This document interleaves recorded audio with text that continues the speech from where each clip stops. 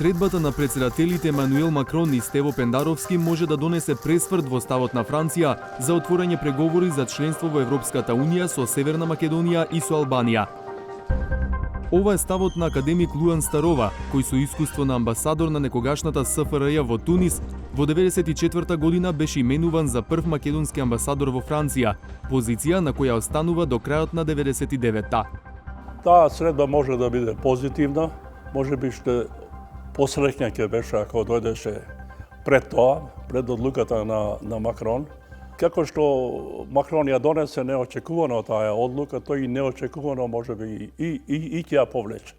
Јас велам, таа е повеќе на личен план, отколку на планот на институциите на самата земја. Противењето на Франција наспроти цела Европа и Старова го квалификува како грешка.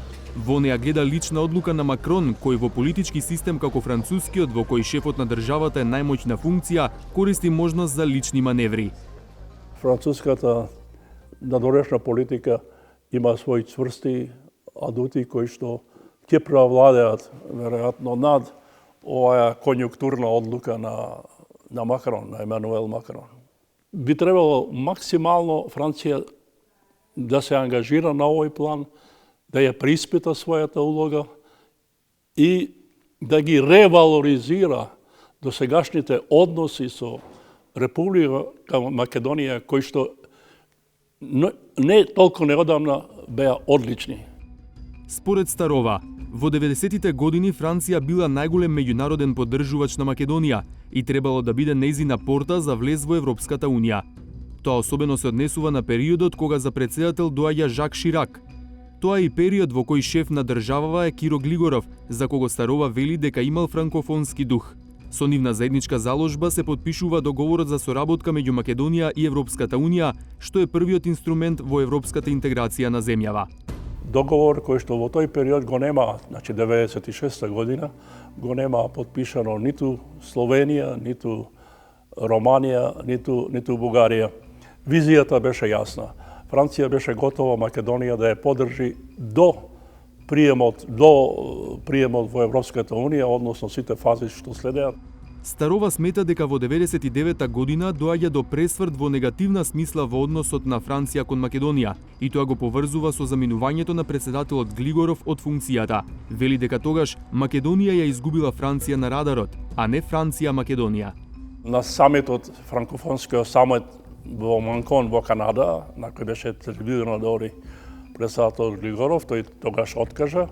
На негово место, за жал, патуваше англофонска делегација и тоа беше еден многу негативен сигнал кој што беше даден кон Франција и во наредните години Франција од нашата земја ќе биде на некој начин со полна одговорност, тврдам, запоставена на дипломатски план. Во периодот што следува, нивото на односите меѓу двете земји сосема спласнува, а Македонија губи голем поддржувач. Шираки тврдеше дека тој ќе застане до крајот на приемот на Македонија во Европската Унија. Дури и после 99 година може да се каже и тој постанува на некој начин индиферентен. Македонија не е на видното поле. И тие десетина години пропуштени во дипломатската реалност, во дипломатскиот континуитет, ја чинат Македонија денеска и објективно. Француското општество денес се смета за ксенофобично, што како перцепција се засилува по низата терористички напади и напливот на мигранти. Некои го сметаат и за исламофобично, но Старова подсетува дека во Франција живеат милиони муслимани и иако ксенофобијата е присутна, според него не е доминантна.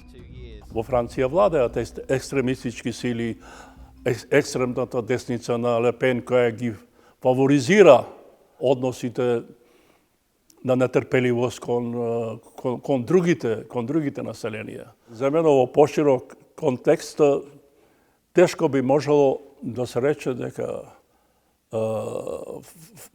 Франција ќе оди по линијата на Ле Пен или дека на новите председателски и парламентарни избори, дека екстремната десница со тие адути што постојат, кои што верувам нема никога да ги преземе Макрон, би можеле да сметаат на победа. Тоа е невозможно. Кога би бил во позиција, што првиот амбасадор во Франција би ги советувал македонските власти за односите со официјален Париз? Да покажат трпение и позитивен однос во развивањето на односите со Франција, сепак како една од доминантните сили во Европската Унија, заедно со Германија. Тие се локомотивата на Европската Унија. Натаму, не случајно, Македонија има еден релативен франкофонски капитал, кој што истото важи и за Албанија, кој што на некој начин беа дезавуирани од една француска политика која со децении ги градеше и пластеше. Сето тоа би требало да биде вредност во ревалоризирањето на овие односи и во носењето на една нова праведна одлука Македонија да ги отпочне преговорите по договорот што следи во мај.